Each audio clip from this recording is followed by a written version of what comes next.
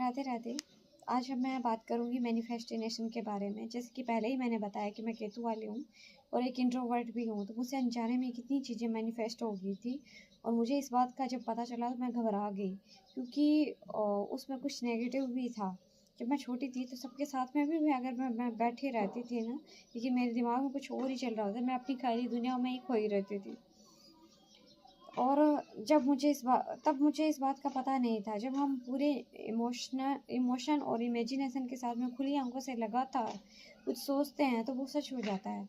जब समझ में आया कि जब मेरे जीवन की बहुत सी घटनाएं मेरे ही द्वारा मैनिफेस्ट करवाई गई है, तब से मैंने सोचना छोड़ दिया और मैंने अपनी फ्री विल भी कृष्ण को दे दी, क्योंकि मुझे पता नहीं है पूरी तरीके से कि क्या सही है क्या गलत है।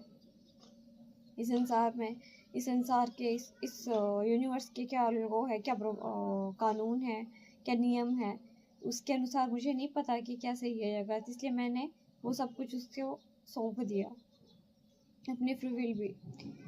और अब तक मेरे जीवन में जितने भी ट्विस्ट आए हैं उसका निमित्त तो मुझे ही बनाया गया है।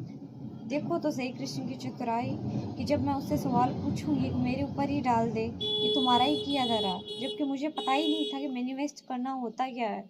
ये कृष्ण सच में कितना चतुर है, इसलिए इसकी चतुराई मैंने उस पर ही डाल दी। अपने जीवन की डोर मैंने उसके हाथ में ही दे दी।